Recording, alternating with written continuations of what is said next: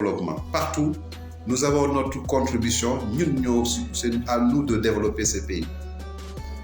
Engagez-vous dans la politique, mes amis, mais dans la politique de développement, dans la politique constructive.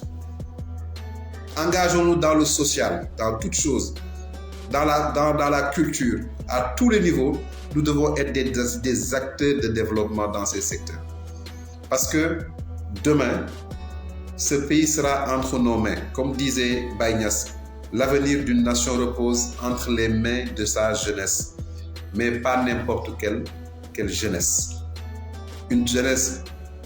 dotée de caractère noble et d'ambition élevée. Loolu rek la. Donc si ça doit reposer entre nos mains, ce pays-là, Sénégal, pays bi nga xam ni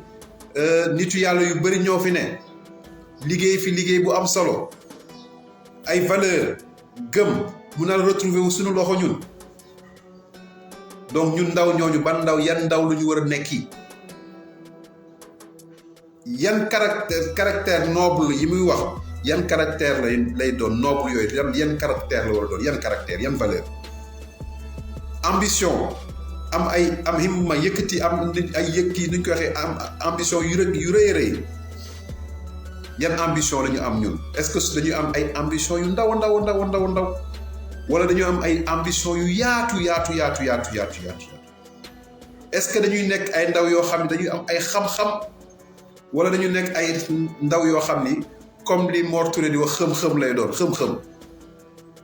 Donc ñun dañoo am ce devoir maalaw maa leen nuyu dañoo am ce devoir nous comme ce Sénégal va se retrouver encore une fois entre nos mains de préserver ce pays ñu ñàkk ko te ñàkk bi nag mooy ñu ñàkk ko ak ay valeurs yoo xam ni ñu gëm ni ñun ay jullit lañ ay waay gëm lañ ay jàngu bi lañ ay jullit lañ ay chrétien lañ waaye sax mën naa wax ne ay 100% ay gëmkat lañ suñu dëkk ñu gëm ko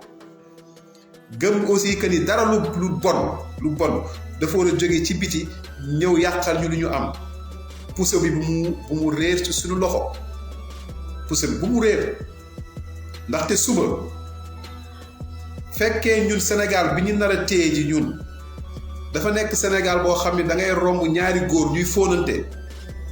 comme ba ma dalee en France ma ñëw université pour la première fois c'était en 2003 xaw ma ñëw tourné rek gis ñaari góor di fóonante rek dama yuuxu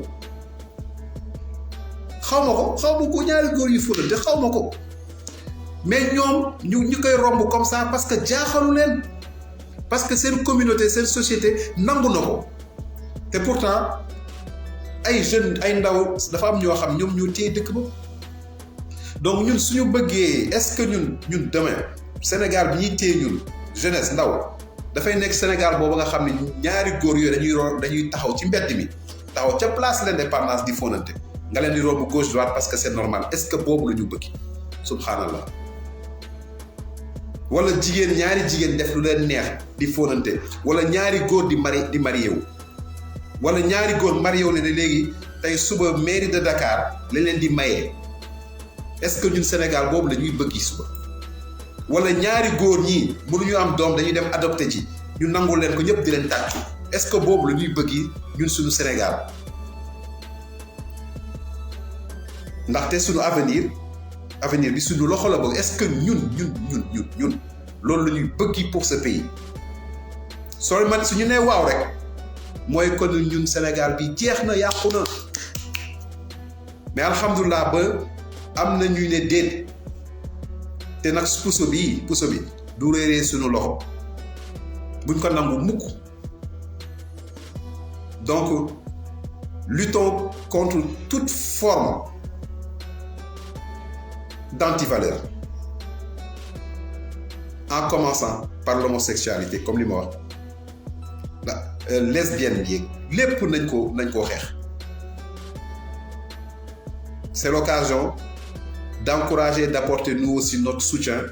à toutes ces organisations qui luttent contre l'homosexualité. muy sàmm jukko yi nit ki nag soo amee lu la metti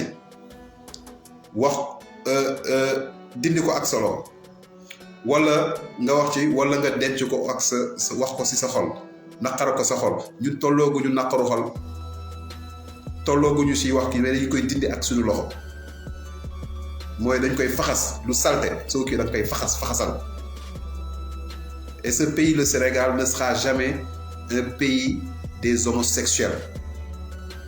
il ne le sera jamais tant que les valeurs seront là. Ce pays restera un pays des valeurs. Même si c'est un pays où il y a trop de laisser-aller, etc., dans la politique, etc., mais on gardera toujours nos valeurs. Les religions seront là. Les tourours, les voix, la tijania, le mouridisme, la qadriya, ñoom ñëpp dinañ fi continuer di sax di juux fi naasiril xaqi wil xaq bi di daw sama genre di def ay toj-toj dina astaghfirullah du yàlla di ñu jéggal rek loolu moom waaye yàlla bu ñu yegg ci toj-toj yu mag ya yi nga xam ni comme le peuple de Lout yàlla ñu ci yàlla musal donc maa ngi leen di nuyu di leen ziar di jéggalu ci kàddu yi mais li ma bëggoon rek mooy comme d'habitude quand on a envie on sent qu'on a envie de parler loo xam mën ñu ko denc bëgg ko wax rek ñu wax ko waaye lépp lu ñuy wax ñi ngi ñaan yàlla mu nekk lu ñu gëm mooy les croyances comme disait Gandhi les croyances ñu gëm ko lu ñu gëm nag yàlla na nekk loo xam ni dañuy nekk di ko yëkkati ci ay kàddu wala di ko xalaat tout le temps mooy que ça devient dans nos pensées ñu koy xalaat donc gëm ni ñun encore une fois par exemple ay jullit lañ gëm ni dañoo am ay valeurs africaines Afrique noonu la développé noonu la juddoo noonu la amee richesse yàlla may ñu gëm ko ni kon ñun yàlla may nañu lépp manqué wu ñu dara ñu gëm ko comme ni américain bi gëmee boppam mais ñu nekk di ko wax bi nag mooy di wax positivement yu baax yu rafet di ko jëmale ci nit ñi waaye di proposer des choses mais bu mu yam kase ci wax comme li disait la croyance une pensée mais une pensée une devient des mots ñu koy wax mais mots yooyu noonu bu mu yem ci wax kase na nekk ay jëf que ça devienne nos actions yooyu nag mooy def lu baax di jóg di def lu nekk mais buñ ko def benn yoon wala yoo xam ne daf ñu koy def rek pour wanewu action buñ def bu mu nekk loo xam dañ koy def pour wanewu nañ ko def ne mu nekk lu sax mooy des habitudes qu'on soit habitué à faire des choses bonnes, des choses nobles dans nos quartiers encore et partout au Sénégal et partout en Afrique. Qu'on ait cette habitude, cette constance de faire des choses. Les plus gisee ni lii war nañ ci mën a jóg comme le principe du colibri de remplir nos parts à tous les niveaux soo jàppee ni yow war nga mën a jóg rek def dara muy don de sang nga jóg dem defi don de sang parce que tu dois remplir ta part lépp lu mën a def rek ñu def ko. Donc, loolu, c'est une chose qui est importante. Mu nekk une constance des habitudes, qu'on soit tous habitués à le faire. Et quand on le fait, qu'on n'y attende rien en retour. Nañ ko def rek parce que dañ ko war a def. Nañ ko def ngir yàlla tax. Nañ ko def ndaxte ñun ñoo ko war a def. Et ces habitudes deviennent nos valeurs. Valeur nag mooy li nga xam ni mënoo ko dindi. Nga dem France toog ak ay tubaab. ku nekk def lu koy neex yow nga téye sa valeur. C'est l'occasion de saluer toutes ces personnes qui sont à l'étranger, qui vivent là-bas avec les valeurs africaines, ñuy vivre avec leur éducation puisée de nos parents. nga gëm ko mu nekk valeur boo am valeur nag mënoo ko summi demal fu la neex sa valeur mënoo ko summi.